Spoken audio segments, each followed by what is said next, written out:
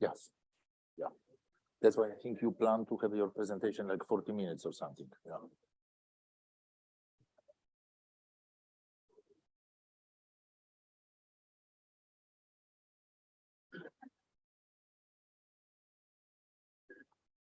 Ready?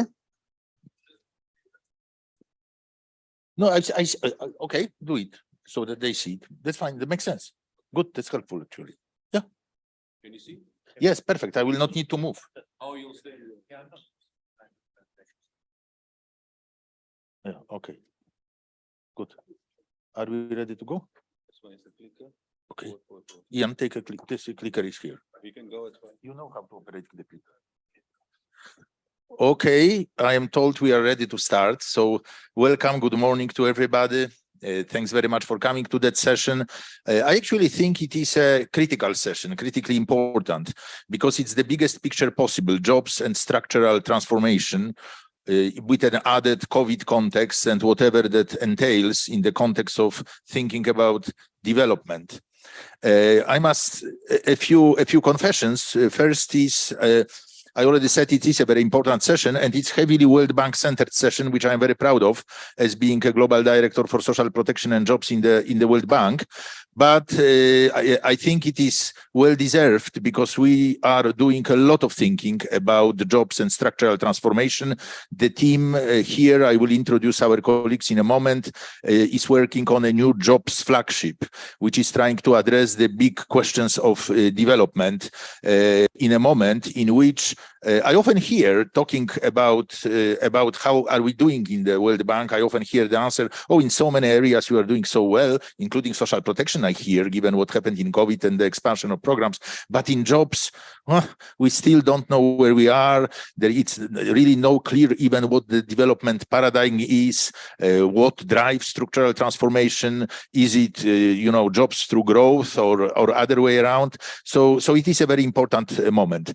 I think it is also an important moment is this conference, because I think I was quite inspired by yesterday Oriana's in a way reaffirmation of the old development paradigm, but in a very creative way, by outlining the paths from home to market, from self-employment to wage, and then within wage the whole concept of specialization and new jobs emerging within firms, and all along increasing variety of jobs as being a driver for development. I think this is something quite inspiring. And also Oriana admitted that we have new thing going on with the fluid relations in the labor market, which is specialization and new jobs emerging outside firms as maybe the last stage in development. So in this context, I'd be very happy in a moment to give the floor to my colleagues. We have here Ian Walker, the manager of the Jobs Group in the World Bank. We have Federica Saliola, who is lead economist in the Jobs Group. We have Andrea Seberhat-Ruiz, who is economist in the Jobs Group. And we are absolutely thrilled and proud that a legend of labor economists, that is Gary Fields, Professor Gary Fields, joins us and will be commenting on the presentation, which will be given in a moment by Ian and Federica. So that's the plan. They will do the presentation about 30-40 minutes. Then I invite Professor Fields to comment on that presentation, and then we open up for discussions, question, comments, and if needed and when needed, Andreas will also participate in this discussion. Let me maybe finish by trying to say something more provocative, so that my colleagues from the World Bank can feel fire under their feet or something, which is that it seems to me that there is a question which is in a way always in the room those days when we discuss development, and I am myself even curious how this question will be addressed by my colleagues, which is the role of manufacturing in development. It is on one hand, obviously it is there, and when you look at Oriana's presentation, all those varietization of jobs, everything else happens through this phase, right? So it cannot not be there. On the other hand, we have the whole so-called, I hate the term, but I use it, premature deindustrialization. Be premature with respect to what, I will ask. That's why I hate it, because it's premature with respect to history, which is not a good benchmarking. But it is It is the industrialization that is happening against our expectations. And the question is, what does that mean? Is it a new pattern in which we'll be jumping without manufacturing phase to services phase or not? So I think this is a challenge for my colleagues from the World Bank to deal with this very, very important problem. And also, I think the second challenge, and even a bigger one, is we have been discussing, development for many, many years. We have so many mental models in mind, from Harris Todaro model. We talked about moving across sectors, agriculture, manufacturing, industry, urban to rural. And then there are other dimensions, organizational, occupational. So what is new is the question. Is it nihil novi sub solem, or is there something new emerging after COVID? So these are my two provocations to my colleagues. They need to tell us about manufacturing. They need to prove to us that there is really, really new stuff there. And with that, I'm sure Ian and Federica, you feel very excited to start your presentation. Over to you.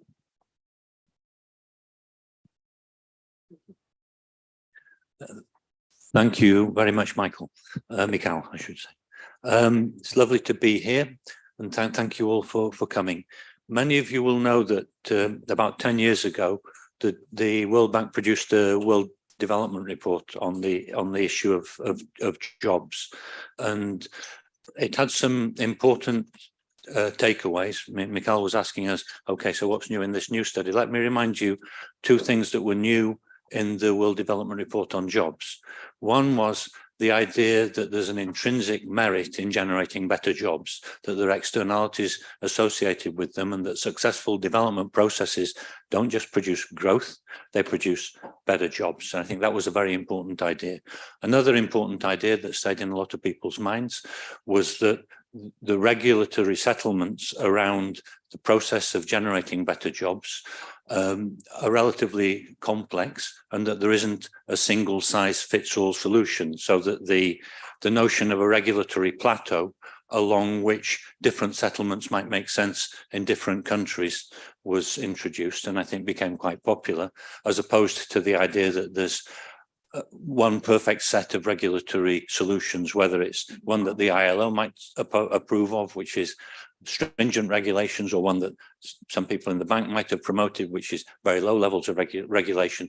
That neither of those extremes might necessarily make sense, that we needed to think in a more intelligent way about the regulatory arrangements that might promote better jobs. Those are two of the ideas that stayed in my mind from the WDR 10 years ago. So why are we doing a new Jobs Flagship now? Well, the short answer is that a lot has changed in those 10 years. And some of the things that will be in everybody's mind, and Michal has just referred to one of them, are the fourth industrial revolution and the implications of the fourth industrial revolution for the sectoral composition of economic development trajectories. Is manufacturing no longer relevant, or is there a place for manufacturing in the future development strategies of those regions that haven't yet managed to generate enough good jobs? Is a really important question. The disruption to global trading patterns associated with the COVID pandemic, or accelerated at least by the COVID pandemic, they were ongoing well before the COVID pandemic, is another thing which has changed. So between them, those two things suggest that the paradigm of development established in the most recent successful phases of development in East Asia, where you get rapid jobs transformations driven by manufacturing growth feeding global value chains, all of that seems to have been shaken up and not to be plausible as a way forward for sub-Saharan Africa. Something else really important that's happened is the acceleration of the global climate crisis and the effort of policymakers nationally and globally to respond to that by accelerating the green transition. That will create new, it's a challenge, but it's also a new set of opportunities for businesses that want to grow, and will create lots of new jobs. And we had a very interesting session about that yesterday afternoon, which I'm sure many of you participated in with colleagues from the Martin School in Oxford. So in short, and this is why we've given the report this title, new opportunities, but old challenges. The old challenge is to generate better jobs for workers in developing countries. The new opportunities arise from these new shifts in economic potential across sectors and across spaces.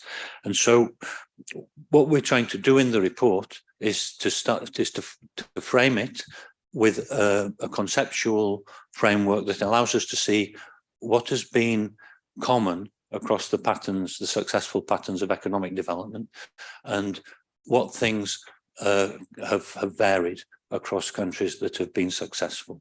And so if I can make this work, let me start with the conceptual framework. We're using a framework which has 4 dimensions.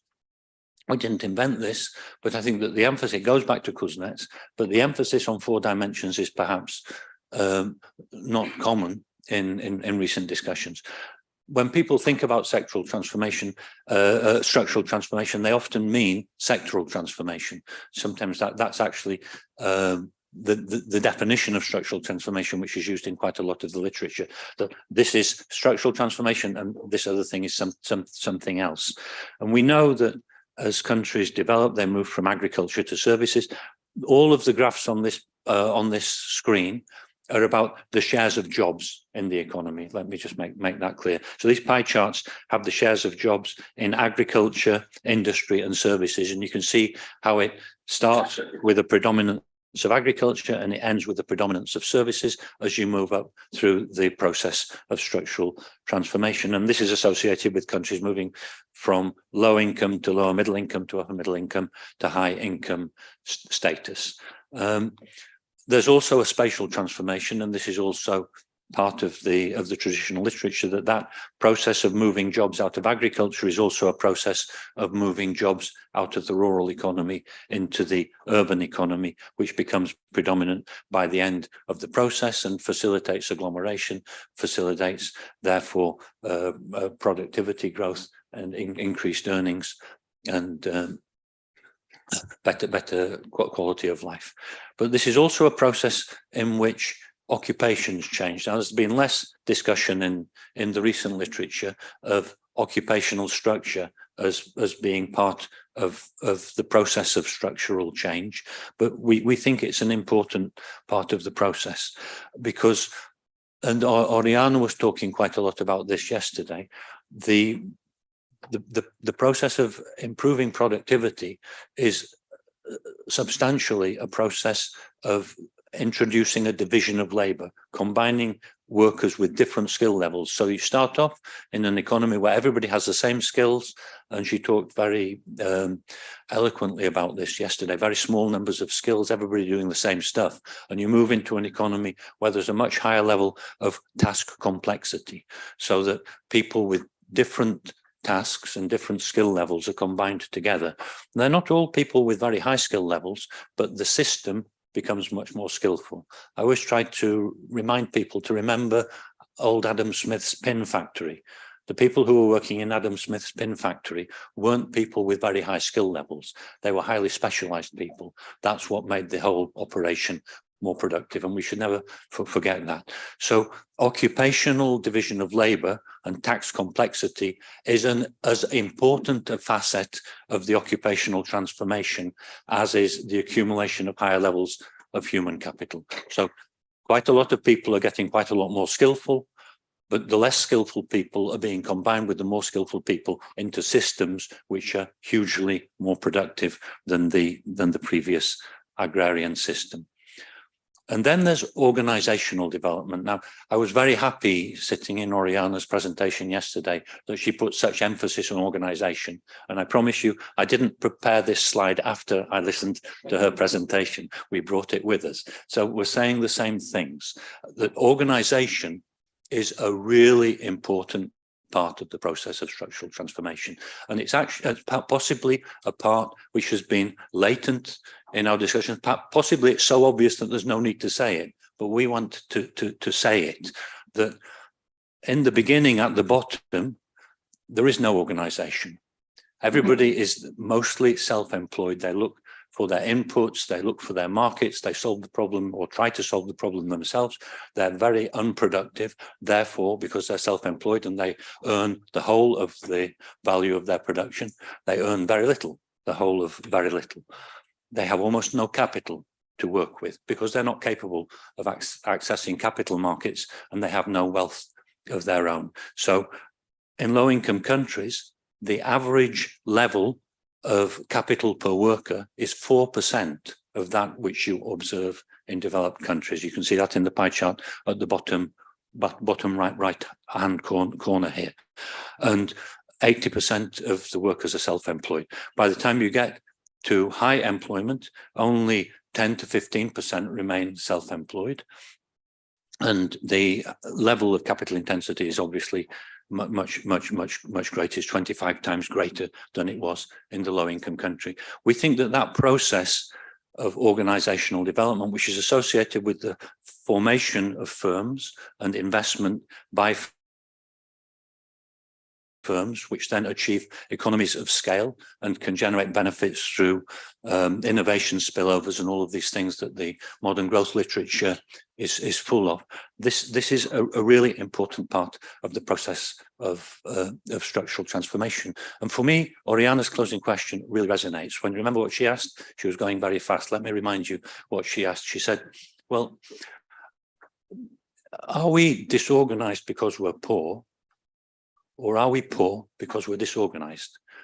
And this has important ramifications for how we, at least as development professionals preparing programs in institutions like the World Bank, think about our job. Because if we start with the first proposition, we look at Africa, we say, this is a poor continent, it's inevitably disorganized, and that constrains what we can do. And let's think of what things it might make sense to do in the context of disorganization. What can households do to do better, given this mess?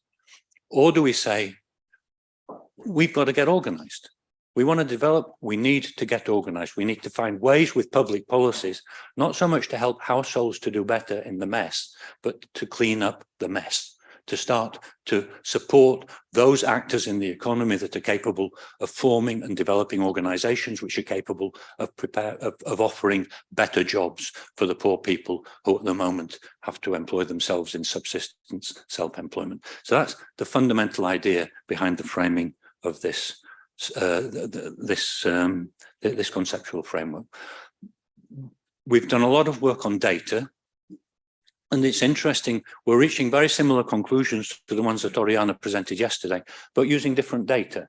And I'm kind of happy about that, because after you've been messing around in development economics for a long time, which I have, you realize that the devil is often in the data, and it's good to look at different data sources and ask the same questions of them. And if you get the same answers from different data sources, then maybe you're onto something. So we have a global macro indicators database based on Penn World tables.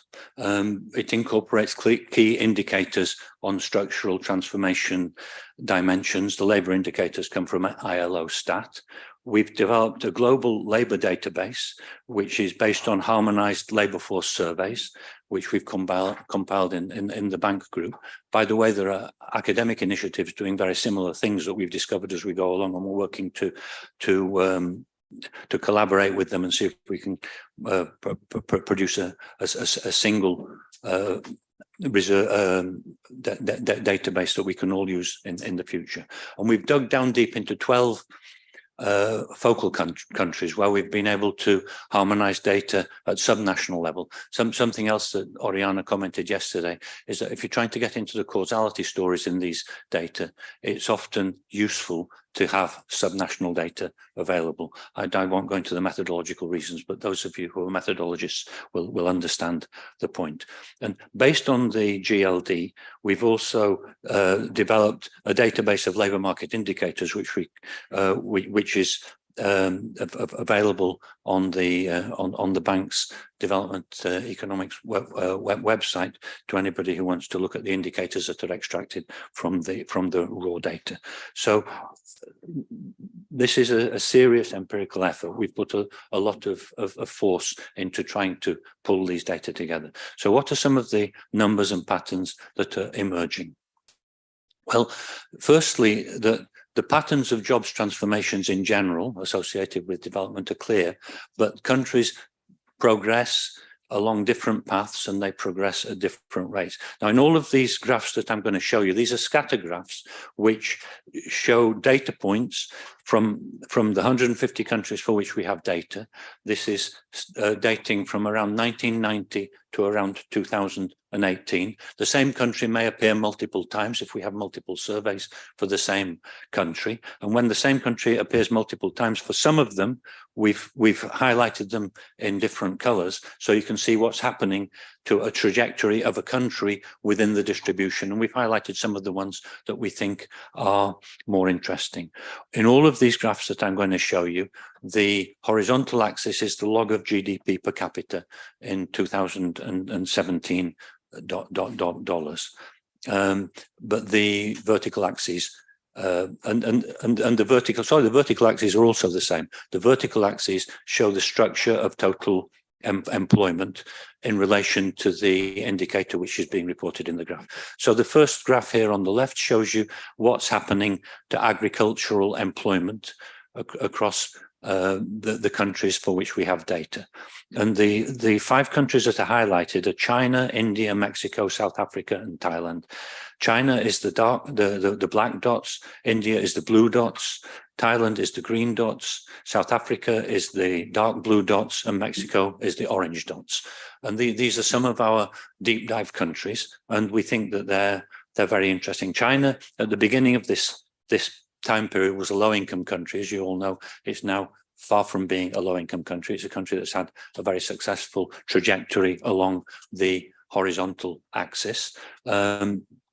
South Africa and Mexico and Thailand all started off at higher levels of income. And you can see, and this will be true in all of the graphs, they've not moved a long way on the horizontal axis in all of this period. They're somehow stuck in a development trap, and I'll come back to the notion of development traps later on. India is kind of intermediate. As you can see, if you look at the first graph, the horizontal space covered by India in this period is about half of the horizontal space covered by China. It's grown, but it's grown much more slowly. And bear in mind that the horizontal axis is a log axis. So China has grown enormously more than India in this period, but India has grown. Anyway, look now, so those are the kind of general parameters of all of these graphs so that you understand them as I go through them. The first graph, what it shows is China and India have both been shedding agricultural employment in this period. And also the overall scatter around the trend on agricultural employment isn't particularly big. There is a variance, but it's not enormous. If you look to the right-hand side, you can see that the trends in manufacturing, and this comes to Michal's question from his introductory remarks, the trend around manufacturing is much less clear. Look at China, for instance. This kind of surprised me when I saw these numbers. China, everybody has the idea that China has developed into from agricultural into manufacturing industry, but actually China's level of manufacturing jobs today isn't much greater than it was at the beginning of these time series. Why? Because what's really gone on, we think, is that they've shed small-scale village artisan manufacturing and replaced it with large-scale industrial organization in the free zones and so on and so forth, and not only in the free zones. So that little U-shape in the China trend here is interesting. India has, as I said, grown much less than China, but it has grown, and it's hardly increased manufacturing at all.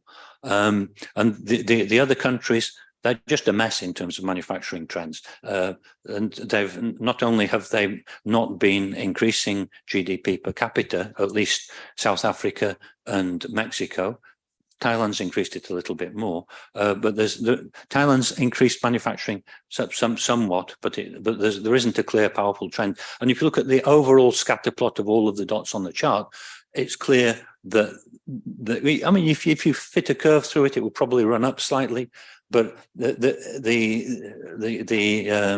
variance is enormous. And so there are all sorts of stories about what's been happening in manufacturing in particular countries. And there you can see the levels of the variance in these two graphs. In agriculture, it's around 30%. In manufacturing, it's only 20%. Bear in mind that the scales on the vertical axes are different. So keep your eye on my vertical axes actually as we go through these. Otherwise, you could be misled by the eye. Two other trends which are very clear is that waged employment and urban jobs both grow quite clearly and strongly in most countries as they get richer. But again, there's a lot of variance. And now here the variances are very big. Wage jobs are, as Oriana was saying yesterday, probably the best statistical proxy that we have available for organization. Is this person self-employed, or are they employed by an organization that's paying them a salary of some sort, whether it's a formal or informal organization? By the way, these are all wage jobs. These aren't just formal wage jobs, and that's important to bear in mind. But you can see two very different stories for India and China here. In China, we saw on the previous graph that the trend in manufacturing jobs was down then up, different types of manufacturing jobs perhaps. The trend in wage jobs is very clear indeed. China has moved from an economy with only 30% wage jobs to an economy with around 50% wage jobs. That's a major change. India, on the other hand, has remained at the bottom of the global distribution and not growing very fast at all. There's a whole story around that. I haven't got time to get into it. We can, if people are interested, we can come in, we can talk about it in the discussion. But the question of how India, in particular since 2005, has managed to grow so fast without really increasing the number of wage jobs and maintaining the high level of informality in the economy is an interesting and an important story. The spread on urbanization is again very big, but you can see China's development of wage jobs has been associated with urbanization, and India's failure to develop wage jobs is associated with a much flatter curve in urbanization. South Africa and Mexico are much more urbanized. Thailand has been urbanizing very rapidly, a very steep curve on the green. And it's also, by the way, I should have said, it's of these countries, it's also one of the ones which has grown waged employment fastest. Mexico has also managed to grow wage employment quite fast, from 50 up to 70%, but without managing to generate much in the way of GDP growth, whereas Thailand has done a lot better on GDP growth. Of all of the curves that we've generated, all of the scatter plots that we've generated, the tightest bunching around the trend is the one that you can see on the left-hand side here. This is net capital stock per worker. So if I had to choose from the data that we have available for us, indicators of organization, they would be wage jobs and capital debt, net capital debt stock per worker. So this Oriana yesterday talked about two ways in which firms enhance productivity and earnings. One was through the horizontal division of labor, which I talked about earlier. The other was through the vertical process, which I understand to be analogous to capital deepening. One thing that comes very clearly from all of these graphs is you don't develop if you don't deepen capital. I think that this is a really important takeaway. Especially it's an important takeaway for everybody who's been schooled in thinking that the whole story is about total factor productivity, about allocative efficiency, about getting more out of the resource endowments that you've already accumulated. What these graphs say is that the big story is about accumulating more productive resources, and in particular, more physical capital. Because if you look on the right-hand side, you can see the accumulation of human capital. And what you can see is that the countries that have succeeded have accumulated more physical capital. They've also accumulated more human capital, but the variance around the accumulation of human capital is much, much greater, so that you can do better with different types of human capital strategies. And this is consistent with the idea, this big idea, which is so important, that workers can become more productive, not because of things which are intrinsic to the worker, the skills of the worker, but because of things which are intrinsic to the place in which they work, the way that their work is organized. Now, as I started my life as an economic historian, and I always like to remind people that the Industrial Revolution in England was a process of de-skilling. They took relatively skilled rural artisan workers from the home-based weavers, and they put them in factories where what they did was a lot more simple, but the factory was a lot more productive, and the home-based weaving industry was wiped out in that process. So we need to think clearly about this. The productivity of workers in jobs isn't just about the characteristics of the worker, it's about the characteristics of the job. And so the story about skills and how skills evolve with development is a complex story, but it is true that as countries develop, and as I showed in the first set of pie charts that I put on the screen, the share of higher skills in the mix is generally increasing. And obviously, what is called for in that regard also depends on what's happening in technological change in the surrounding world. The first industrial revolution was perhaps de-skilling. The fourth industrial revolution appears not to be de-skilling. So these stories do change through time. But you can see here that medium skills, which we did this by the way, isn't educational attainment. These are the ISCO codes for those of you who are used to working with these data. So high skilled is professionals, middle skills is the jobs are in the middle skilled technical spaces, and then low skilled elementary occupations and farm workers. So that's the middle skilled is rising. But again, it's rising in different ways across these countries. So look at India, very little growth in middle skills, whereas China, a big growth in middle skills. This is people who are moving into factory jobs or into jobs in organized service businesses. Look at high skills on the other side. China almost flat on high skills, and now almost at the bottom of the distribution. The black line on the right-hand side, China, which seems to me to suggest that if the Chinese don't do something about the production of more high-skilled workers, they're going to start to hit bottlenecks in their future economic development. India, on the other hand, has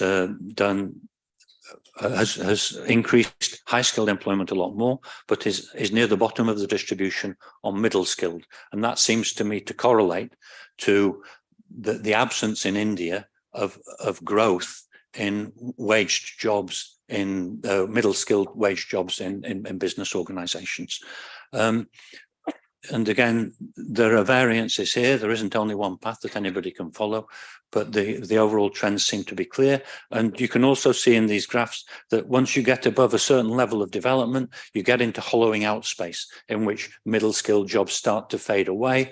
And there's on the other hand, something of an exponential curve in the other direction in the high-skilled scatter plot, so that as you get into higher income space, although the spread remains big, there is a tendency for high-skilled jobs to accelerate. Okay, so what do we make of this as a story for development? We wrestled with this graph. I don't know, you'll have to tell me how persuasive you find it, but it tries to capture the idea. And again, I'm pleased that I have an S-shaped curve here. Oriana was talking about S-shaped curves yesterday, and I think that there's a lot of truth in that. The idea that at some point, and this goes back a long time in the economic literature, you achieve takeoff. How many of you read Rostow on takeoff for English? Well done, actually. Go to the top of the class. And then you grow very quickly, and then at some point you start to level off. And the transformations that are driving this now, these axes are now different. Time is on the horizontal axis. Levels of development and income growth are on the right hand side, and on the left hand side the correlates of structural change. We think that what drives this process, what ought to drive this process, are the incentives for firms to form and produce particular things, households to buy different things as their incomes develop. And also, and by the way, this doesn't appear often enough in these narratives, the public sector changing its expenditures and its policies to create different incentive frameworks within which firms can operate. And these things drive sectoral, spatial, occupational and organizational change. Well, but organizational changes, but we kind of think that it's the organizational change which is primus inter pares in these things. That if you don't have the organizational change, the other things are difficult to get. And we also think that countries can start and then get stuck. And there's a whole literature on development traps and what they might mean. I'm a Latin America specialist. I've worked most of my life down there, and Latin America is kind of like a stuck continent where they managed, using the import substitution strategy, to develop organizations, and that was consciously what Prebisch and his colleagues were trying to do. They managed to get to a point where they had quite a lot of industrial organizations, but they didn't get past the point of removing the protection and moving and getting them into international competitive status. And they allowed the productivity that was being generated in the modern sector was redistributed towards the workers in the modern sector through the regulatory arrangements that were imported from Europe, reduced the profitability of the modern sector, reduced the rate of capital accumulation, and left lots of people on the fringes of the cities looking for better jobs, which they were qualified to do, but they couldn't get because there was a demand deficiency. And Harish Todaro described that process. Michal made a reference to them earlier for Kenya, but the model is highly germane to Latin America, where the whole literature around the cities of peasants and all of that stuff. So there are development traps. That's one, the one that into which the import substitution model in Latin America fell. And there was also a macroeconomic dimension to that as well, having to do with export markets and the need to address export markets, which that model didn't do. But I won't, that's a digression and I won't get into it. The general idea that I want you to take away from this is that the process can be accelerated and you can get to the top, but you can get stuck along it. And that there's the same graph just as a reference on the right-hand corner. Oh, sorry, how do I? And that this process depends first on drivers, and the drivers, and this is well known, and many of you will have read this literature, many of you may have contributed to it, the drivers around changing patterns of demand. A well-known element of this is that as household incomes rise, preferences are non-homothetic. I used to think that had something to do with political correctness, but it isn't about political. Sorry, you don't get my joke. Never mind. He got it now. Non-homothetic preferences, for those of you who are not used to the arcane terminology, mean that the share of your expenditure on different types of products changes as your income grows. And in particular, Engels' law, you consume less food and more of other things. And that changes the pattern of demand which is available for firms in the economy to address. So, but another way in which patterns of demand can change is because of the opening up of trade markets. The East Asian model took huge advantage of global trade markets in order to address a pattern of demand which was quite different from what their own populations would have been able to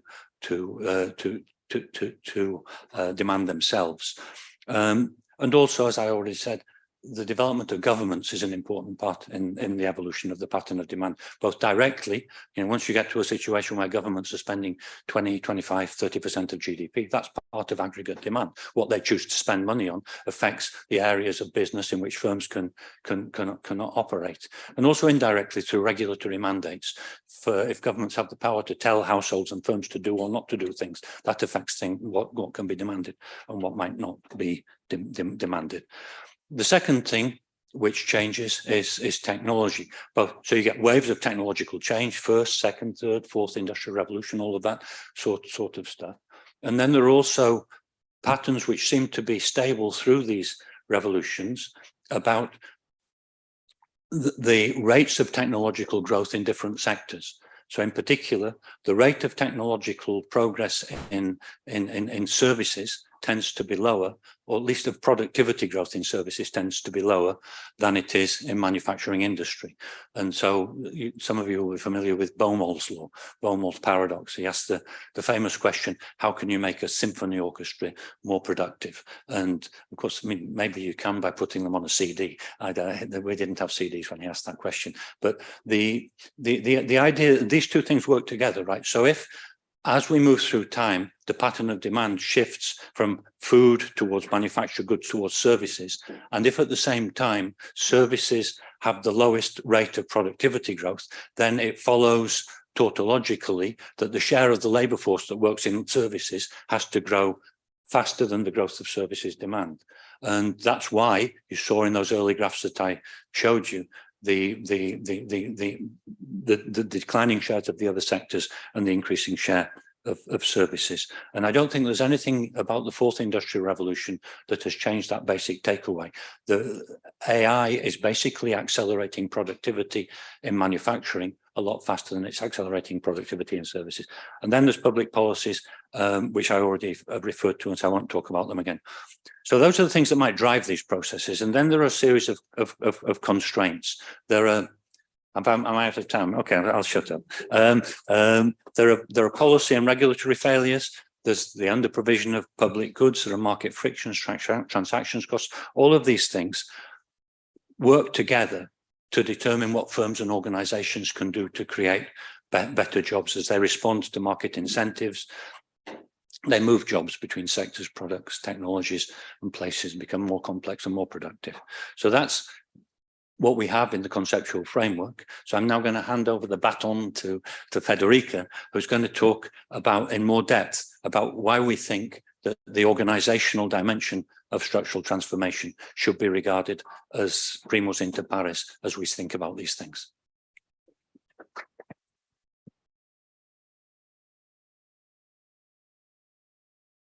Thank you, Ian. Good morning, everyone. So I'll walk you through some of the key concepts that will be the chapters of this flagship. But we welcome feedback, especially on this organizational dimension, that it's something that we try to unpack with a very limited firm level data. So the first question is, why we need an organized market. Like we know that people in most low middle income countries are employed informally. So there are already household informal enterprises and informal businesses. So what are the mechanisms? Like what are the benefits that firms and organizations bring in terms of the creation of more and better jobs? And I wanted just to clarify that we talk about firms and organizations, so value chains, cooperatives, like they all matter, but I refer mostly to firms just to, for simplicity. And also the focus is modernize, organize agriculture sector, manufacturing and services. One thing that the tendency is that, the future will be services. Well, manufacturing remains important and modern agriculture remain important. We'll have to eat, right? We still need food. So it's not just about services. Now, with that said, we identify 5 mechanisms through which firms and organizations employ labor more productively. And the first one is what Ian extensively talked about, the capital deepening. The difference in an economy where there are more firms and organizations with one with is predominantly informal is that in the one with firms and organization, you have investment in capital. And those firms combine labor with capital. So normally labor, it is more productive, right? If you give agriculture tractors, that labor productivity increases and also output start increasing in that economy. And the second element is innovation, which is mostly technological. We know that firms invest more in innovation compared to non-organized type of businesses. But also there is a non-technological one. The way the firm, the business is organized matters. Now, those two are really critical when we think about the typical low-income economy where capital is scarce, there is a labor surplus. Most of the workers are in the agriculture sector, which is not a modern one, it's subsistence. And most of them are underemployed. So because we know they work in the informal sector. So at that stage, it's really important to move those workers through labor reallocations, to move them from from subsistence agriculture into manufacturing, more modern agriculture and services. So these two elements, the capital that will increase the productivity and the output, and the innovation are very important, because if innovation is labor augmenting, then the increased productivity, the increased outcome absorb that labor. And at some point, if things work well in an ideal scenario, that labor surplus is fully absorbed, and the market has shifted toward more modern sectors. So at that point, and this is also in line with what Oriana showed yesterday, then what firms and organizations start doing, they start enhancing a division of labor, using better skills, allowing economy of scale. They also provide opportunities to workers to learn. If you work in a firm, in an organization where you're exposed to technology, where there's a good division of labor, you advance in your career, that's a learning by working, by doing opportunity. So human capital is built as you work. And of course, they address market demand. Like Ian showed, that market demand is one of the main incentives for firms. Think about firms that can access also non-domestic markets. Like that increase really the cake for the market. Now, those type of firms bring benefits for workers. Normally, they pay higher wages. Very often, they also benefit the small firms that work with them in supply chains. And I wanted to just about the data, just say a few words. We're using the World Bank Enterprise Surveys data and a combination with census, but firm level data is really scarce. So given that the audience, if there are any suggestions from that standpoint on data we can use to better unpack, right, this organizational dimension, we will very welcome your feedback. So think about that. And this is what we face in most developing emerging economies, right? That definitely is not there. Those mechanisms, are not there. We don't see a lot of large firms. Actually, we see that about 2/3 of labor force, it's in the informal sector. So it's mostly informal businesses. And that has been very stubborn over the years. We became more technologically oriented, countries grew their income, but informality is stubborn. And if we think labor productivity is a key driver for structural transformation, well, informal businesses are very much less productive. We find a different 75% of productivity, but they also are an element of disturbance for formal businesses because they face the competition from the informal ones.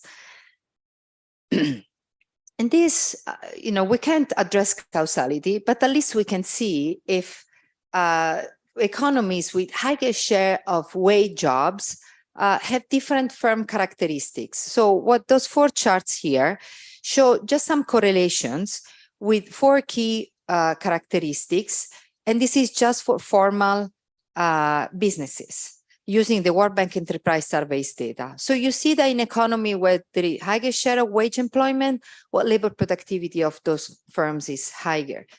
They pay higher wages, although there is a big variance. They use more experienced managers, which is very important for how the firm is organized, the division of labor is enhanced, and they hire more full-time female workers, which is also something that we want to see.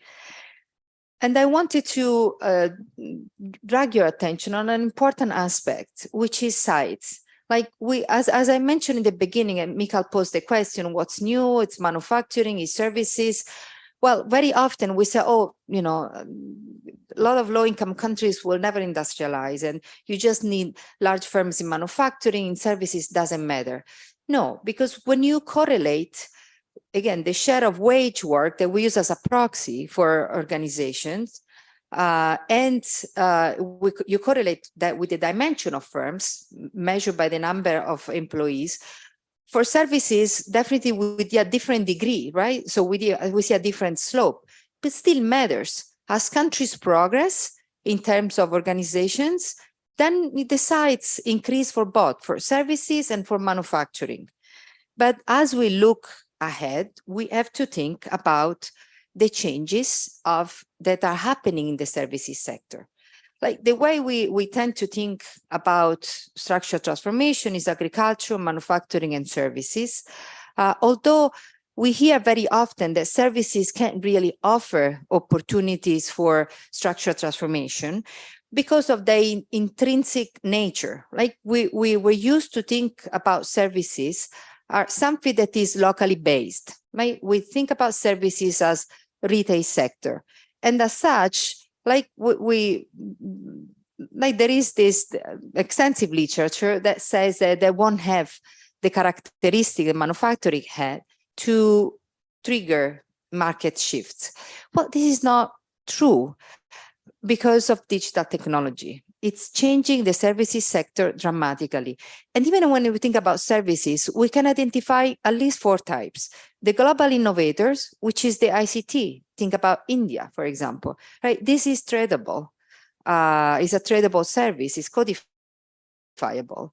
Then there is the low-skill tradable services. Think about warehousing or transportation. Sites matter. They are tradable and, somehow codifiable. Then there are the skill-intensive social sector. Those are health and education.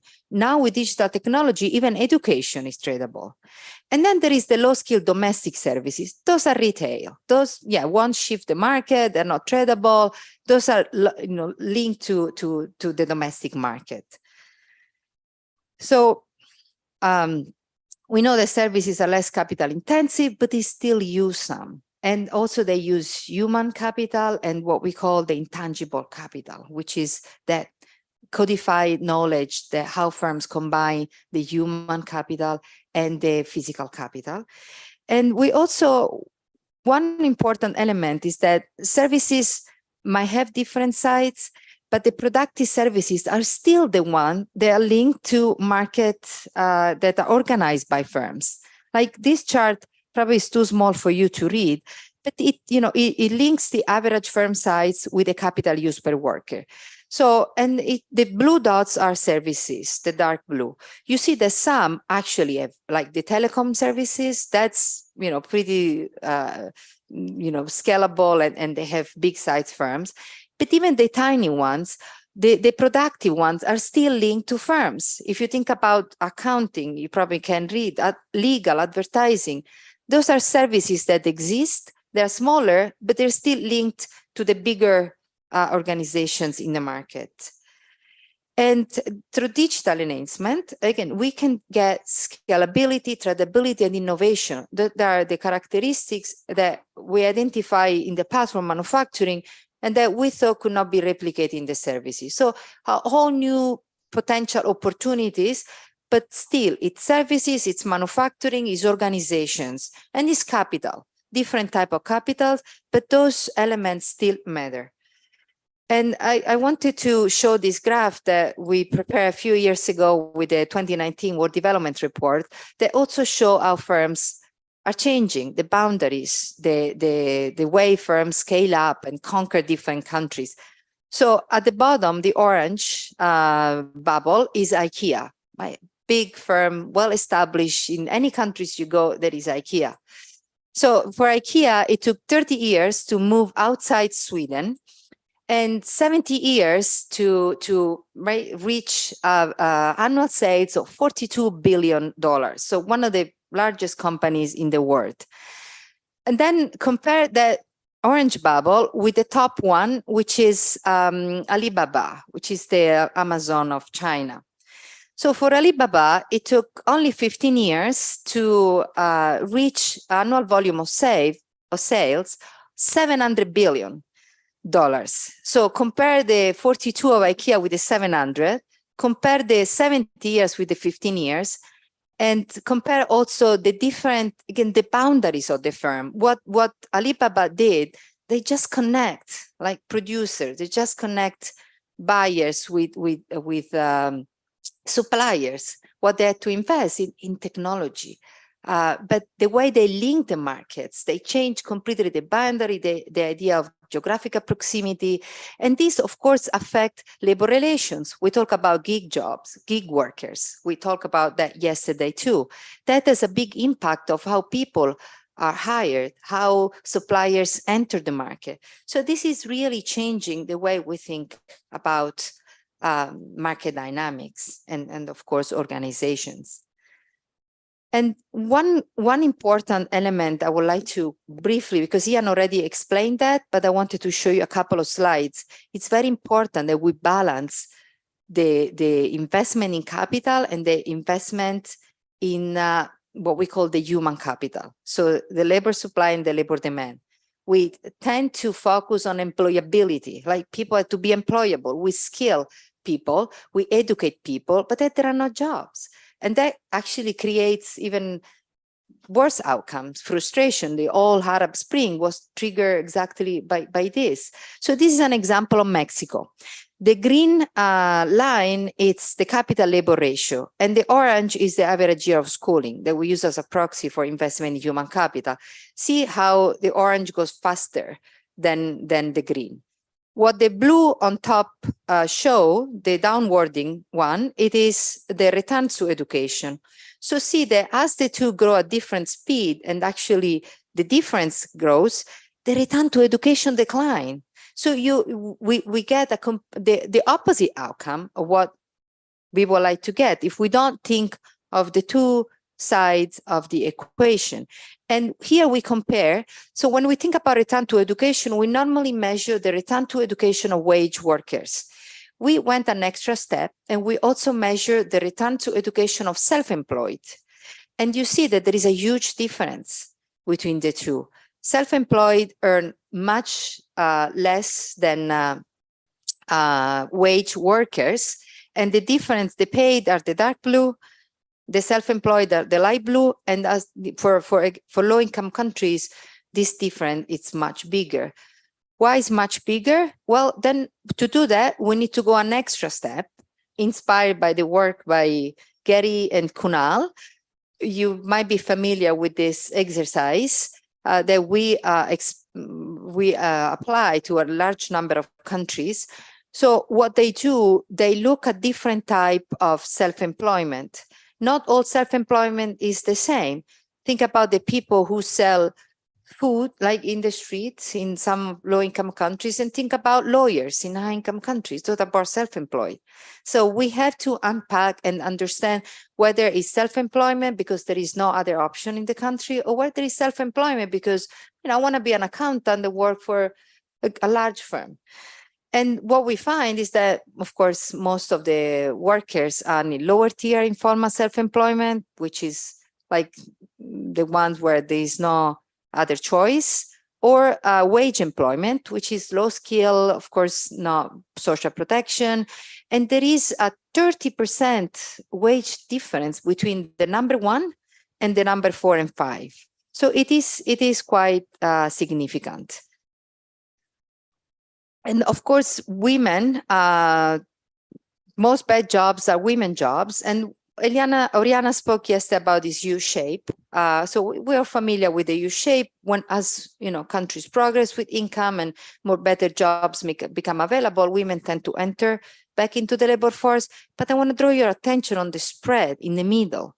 Like the U curve also needs additional work. Like why there is so much variance. Other things kick in when we think about women, like social norms. So I'll speak for 5 more minutes because I think we went beyond. But I wanted to talk about two more aspects. One is the approach to regulations. It's very important that we develop that organizational dimension. So as such, we have to think about regulations accordingly, because we know that for firms and organizations, regulations matter. But as we think about regulations, we have to think of a dynamic approach as countries evolve, you remember the first chart that Ian showed, the 4 pie charts, as countries move up, then we need different approaches to regulations. And we can't just think about labor regulations. We have to think about business regulation and product market regulations. Product market, because of the lack of data we mostly have for high-income countries, they're never in the picture. But those regulations are very important because they are the one that really govern the cost of entry and exit, the level of competition, really the one that shape market contestability. The same thing for business regulations, of course. When we think about labor regulations, we know that they introduce a cost for the firms. And so even with that, we have to be very careful how they are designed. They need to be balanced, especially at the beginning when firms start forming and establishing in low-income countries. If the cost of labor is too high, like I show you a clear correlation that formal work goes up, right? Because firms can afford it. But in the World Development Report 2019 and in the report that we published right after the Protecting All, we also push forward the idea that social protection has to be rethought. At the moment, it's mostly for formal traditional workers. So if you think about social protection, it doesn't cover formal, it doesn't cover gig workers because those are not the 9-to-5 open-ended job. So rethinking social protection in a way that is decoupled, de-linked from where and how you work, and that paired that with more balanced labor regulations, it is the way to go. And very quickly, I wanted to show you just those are the correlations that I show when this is the Middle East and North Africa region. When the firing cost is very high, we see clear relationship with formal employment that goes down and self-employment that goes up.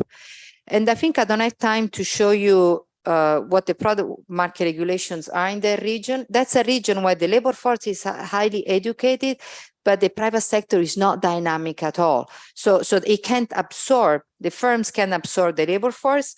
And when we collected for the first time product market regulation, and we found all sorts of subsidies, privileges for state-owned enterprises. And that's what we face in that region. Just focus on the color. Blue is where in that region you have the presence of state-owned enterprises. And see that in a lot of industries where in high income and upper middle income countries you don't have presence, in MENA they're predominant. And this is industry, construction, trade, where there is no reason for government to be so present. Of course, the digital technology, the digital platform forces us to rethink about policy approach, competition, taxation, because those are not the traditional firms. But I would like to conclude just by showing you how we're thinking about green transition, because this is a new element, a new dimension of structural transformation.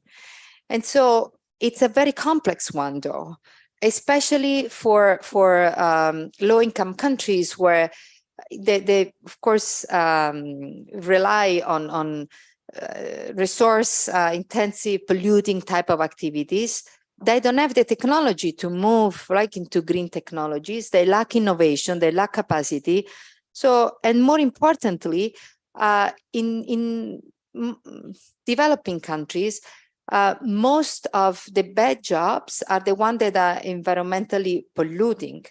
So one message that we would like to put forward is that as we decarbonize, as we green our economic activities, we have to think about jobs, because decarbonizing has implication for jobs, but because there are also great opportunities from green activities. And if those agendas are not connected, then we won't get the, what we call the double dividend, or the two externalities of getting a better environment and better jobs. And these graphs just show that the two dimensions go together. We thought, I think I don't have a lot of time to show this, but we think about how greening agriculture would actually impact structural transformation and our 4 dimensions. And although there is a cost and investment in technology, in the end, it has a positive impact of structural transformation with better productivity, more people employed, also creating jobs off farm, but still in the food system. So it's really shifting the market toward modern agriculture. And I'm just going to conclude by showing that we did some simulations. What if, just thinking this is a complex agenda, is multi-sectoral, but what if we think of heavily investing, like in green activities, in green efficiencies, but also thinking of introducing a carbon tax and using the revenue from the carbon tax to refinance those investments, but also to lower payroll taxes. So firms have faced lower labor costs, so they can hire more workers, but at the same time, we invest in greening. And we find very positive results. We did this simulation. It's a modeling exercise that is very much in line with what was presented yesterday in the Just Transition session. We ran this simulation for all the countries that you see here. For a country like Indonesia, where there are good investments in greening, we find actually that reinvesting the payroll tax, the carbon tax in payroll and investment actually leads to a 3% labor demand increase, which is driven by labor-intensive sector like manufacturing, trade, and agriculture, but also a very important indirect impact, right? Because you have other sector, the services that I was mentioning earlier, professional, technical activities that as those sectors develop more, they're linked to that, but also low payroll taxes increase labor demand, household consumption, because more people get the jobs, and that has the good positive impacts on the economy. So I'll leave you with that because we would like to get feedback and give the floor back to Michal, and we thank you for your attention. Thank you. Thank you very much. Thank you very much, Ian and Federica, for a very comprehensive presentation, for adding 2 O's to 2 S's. We always focused on sectoral transformation, spatial transformation. Adding organizational and occupational is an interesting development, and you explained it very, very well. We will now move to comments from Professor Gary Fields. So, Gary, whatever is convenient place, you can go here or you can sit here and I give you the mic. We are very interested in your commentary on that comprehensive presentation, please. It was a very comprehensive presentation. And so because we learned so much, I'm going to speak for a very short time. And I'm not going to try to summarize the main lessons or takeaways, because there were so many things there. I think the report is very rich in that respect. Okay, a couple of big picture points is that, first of all, I think it's a great thing that this whole thing is happening.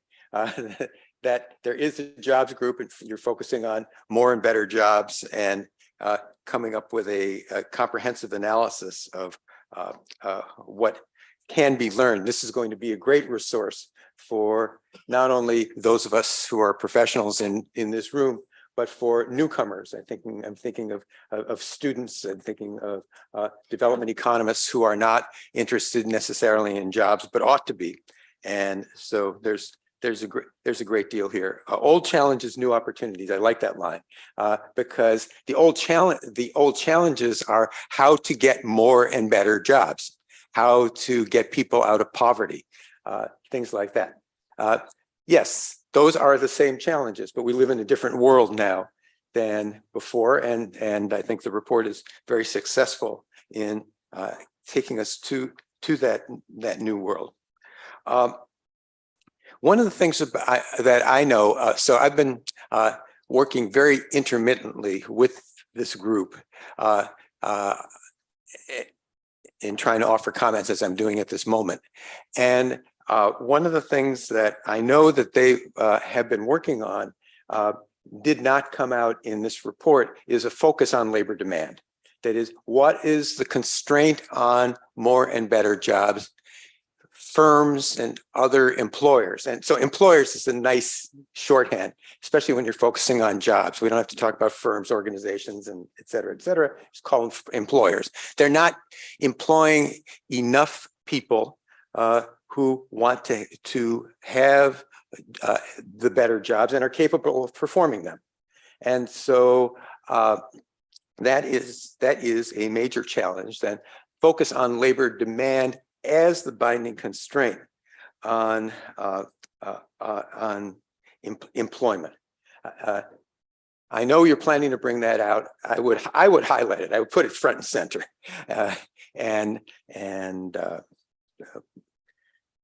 Okay. There are finally, I want to point out two things that I found confusing, and I've talked to you about these, but I want to talk to the audience about these. The first is the use of the word productivity. Now, when I think about productivity, I can think about physical productivity. I can think about marginal revenue product. I can think about total factor productivity. I can think about value added per worker. And those different ways of thinking about productivity lead to almost directly opposite conclusions about what we want. If we want more and better jobs, we certainly do not want to maximize value added per worker by eliminating workers in order to get more value added per worker. We are, downward sloping labor demand curve is based on diminishing marginal returns.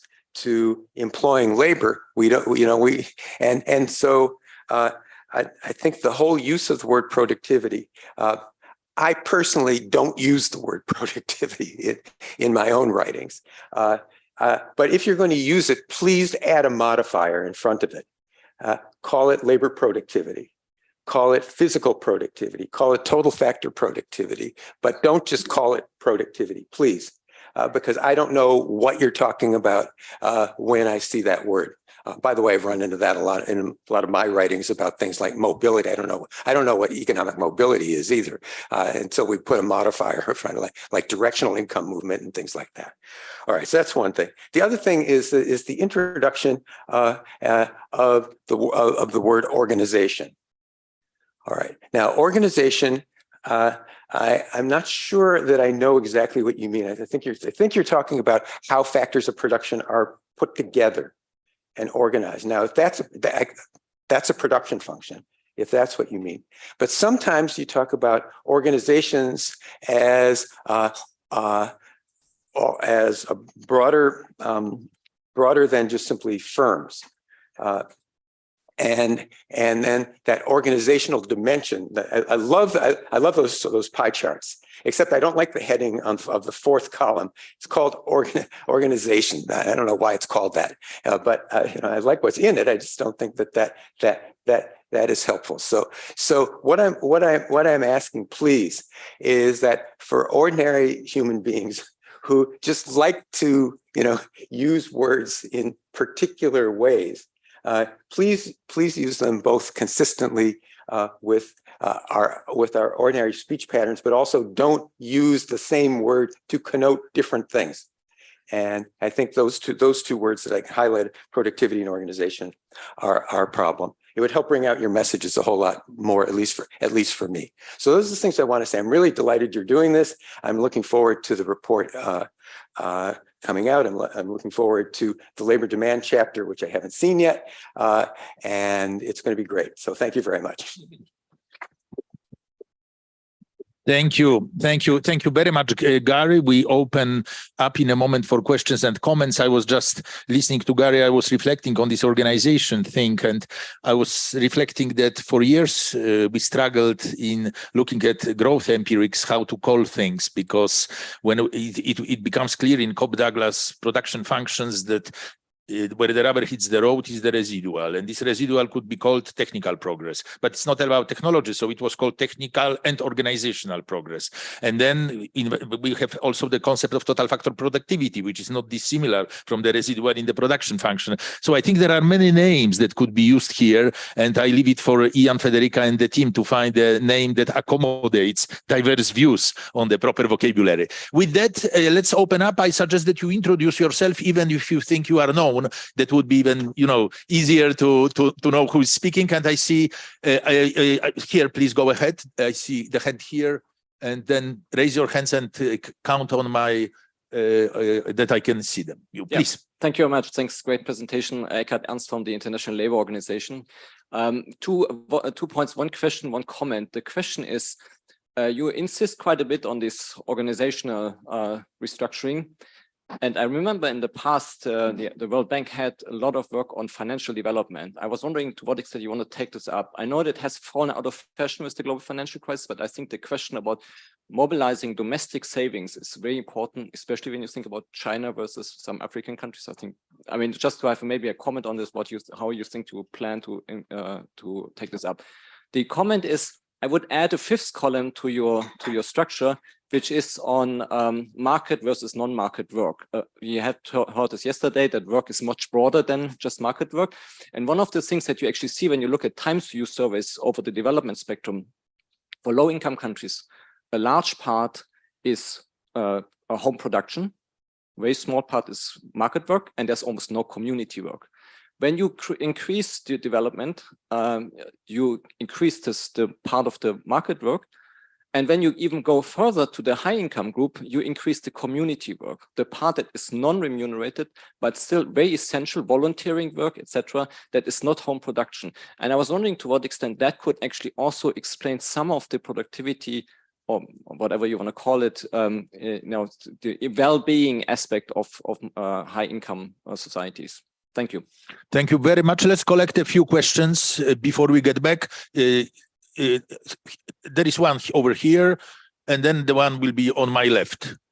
Thank you very much. Sam Jones here, UNU-WIDER. Just 2 brief comments or questions. So the first is I think what Gary was talking about perhaps is this distinction between within firm organizational capabilities versus between firm organizational capabilities. And I would like to, are you guys focusing more on the between firm? I don't know, it's the institutional ecosystem that encourages people to engage and grow firm size versus, managerial capacities within the firm. And the second, I would, be interested in understanding a little bit more about the policy implications here. I mean, I see a potential tension between a focus on, say, capital deepening. It might be quite easy to say, well, let's encourage entrepreneurs or the self-employed to gain capital through, let's say better input choices or fertilizer versus the organizational part, which is engaging in larger firms and moving towards, larger kind of more complex organizational structures. So I'd be interested to hear where you sit on that potential tension between focusing more on capital deepening versus complexity of organization. Thank you. Thank you. The next question comes from my left here, please. Paulo. Thank you. That was a really thought-provoking and comprehensive presentation. Thank you so much. 2 questions. One is about labor augmenting as opposed to labor saving innovation. So traditionally, as you showed, in agriculture, innovation has always been labor saving. So you see over time the share of people working in agriculture decrease, and this was true from the initial industrial revolution. Now, for a long time in industry and also in services, we've seen labor augmenting innovation. So more people able to be absorbed, for example, in the industrial sector. Now, what we see over the last 20, 30 years is sort of a partial reversal of that trend. So a lot of the innovation in industry has been labor savings. And so, for example, take the mining sector in this country or in other countries, that is a sector that over the last 20 years has consistently shed labor because, and those remaining in the sector have become more and more productive, but the sector is not able to absorb nearly as many as people as it used to. So I wanted to have your thoughts about it. And and what are the implications of this? Second question, I saw in one of your graphs, really like the high variation. In one of your graphs, you had output per worker as opposed to wage, no, and there was a high variability there. So again, this is something else that I wanted to ask your views and your wisdom on this. No, that there also seems to have happened like a sort of a delinking over time of those two measures, like output per worker and wages used to be quite correlated. No, as productivity as measured by output per worker went up, also over time wages would go up, and then that, at least for some categories of workers, seem to have been sort of a link that has been much weaker over time. So that in many countries now, there seems to be like yes, a delinking between these two measures. So again, I wanted to hear your views, whether that's true first of all, and whether that is a symptom of something happening also in the, let's say, in the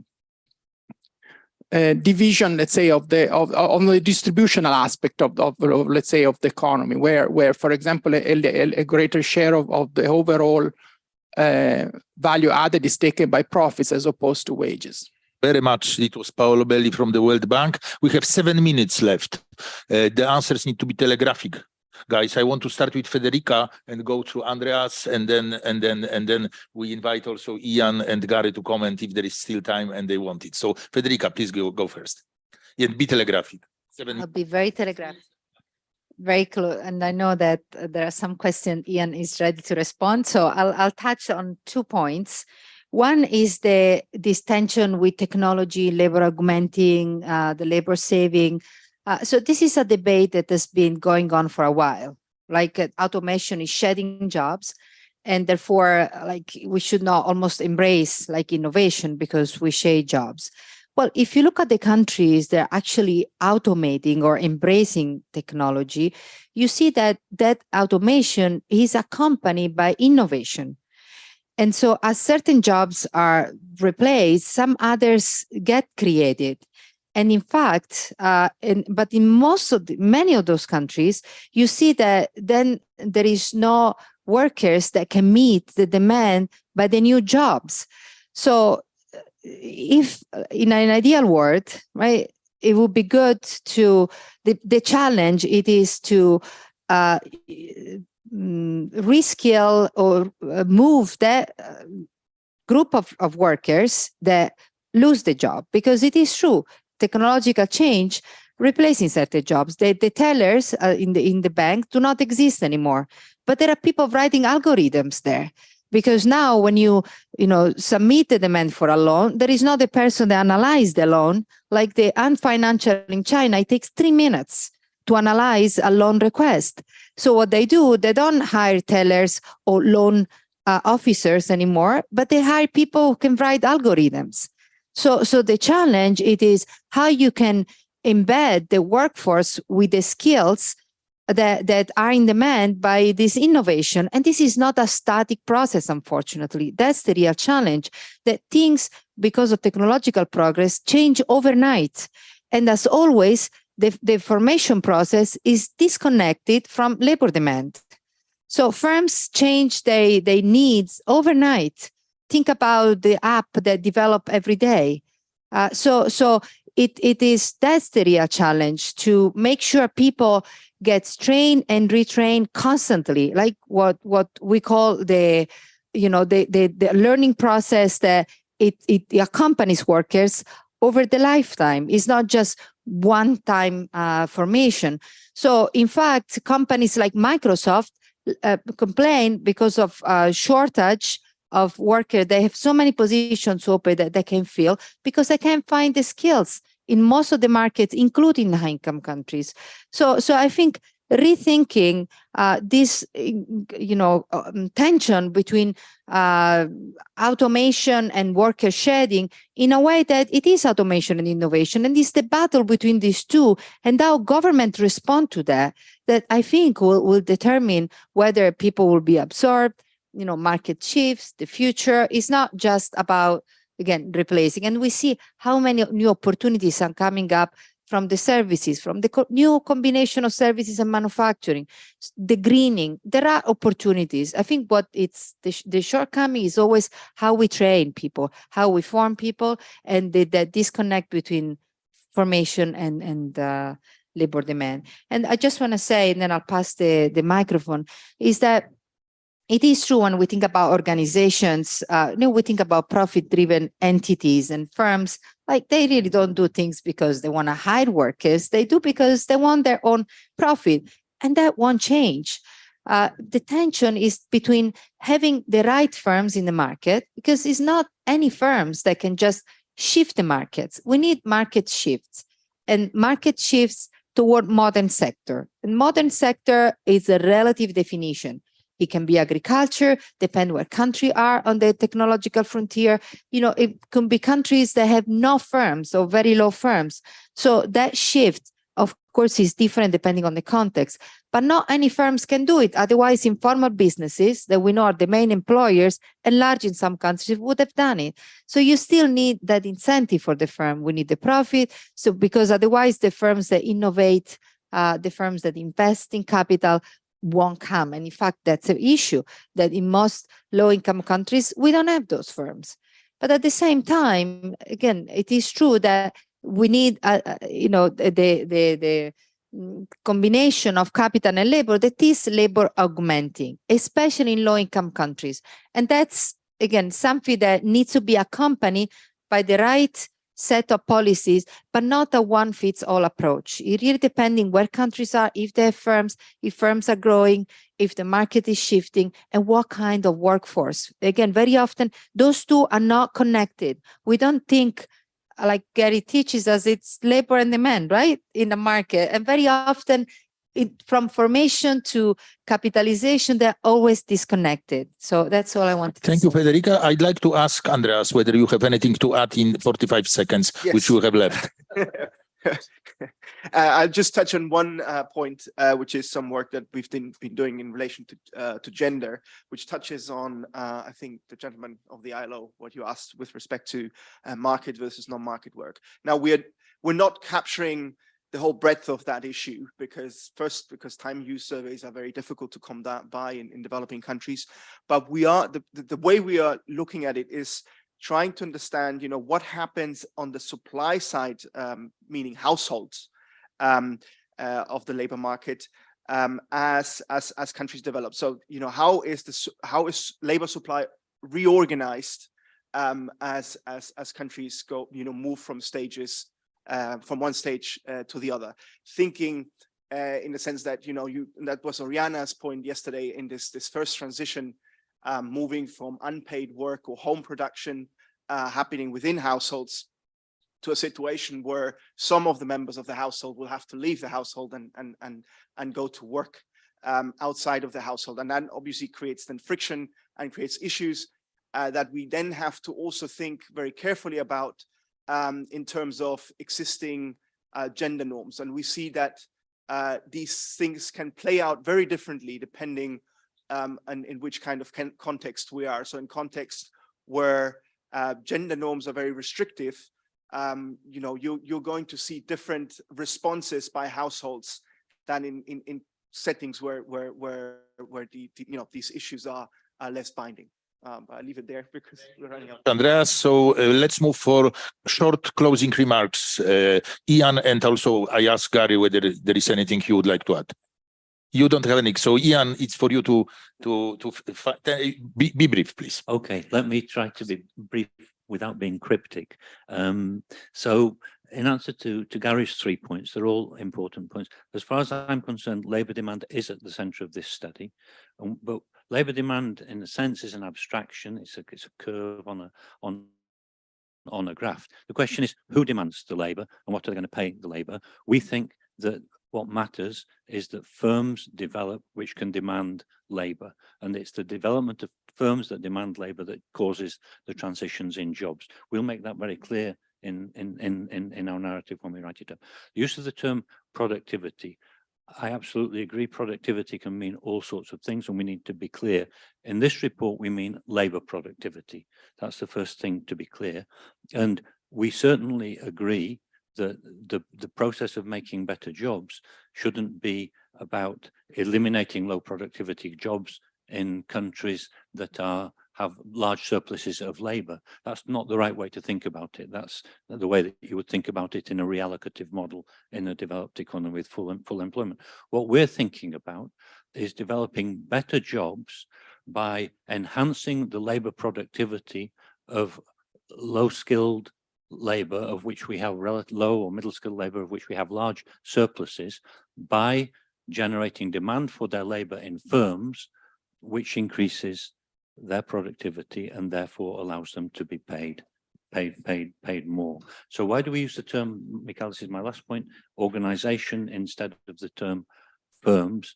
Well, because there are some types of organization which are not carried out by things that people would recognize as being firms, co-ops and those sorts of things. And also in response to Sam's question, there are questions about the organizational ecosystem in an economy, which are very important. We're trying to capture something more, but we'll think about it, because above all, I agree, and Dino, who's not here, by the way, and whose work we should have acknowledged at the beginning because he's driven this process.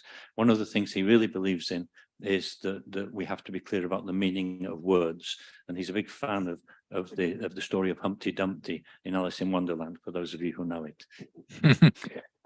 Okay, I am not planning to summarize, but I'm planning to make an observation on a lighter note, which is that you heard in the presentation that there is a very important and solid place for manufacturing in future development. And it occurred to me a few days ago, I was reading the new list of the richest people in the world. And I noticed that not only that the services guy is down the list, Jeff Bezos, but even the fancy, maybe manufacturing, but very fancy things like Elon Musk is also down the list. The position number one went to a very traditional manufacturer, Bernard Arnault. It's Louis Vuitton, and he's number one in the world. So I think it's very timely that you make your elaboration on the future development, and maybe indeed the Bernard Arnault symbolizes that not all is done with traditional manufacturing. Thank you very much. It was quite thrilling. Give them a round of applause, please. Thank you, guys.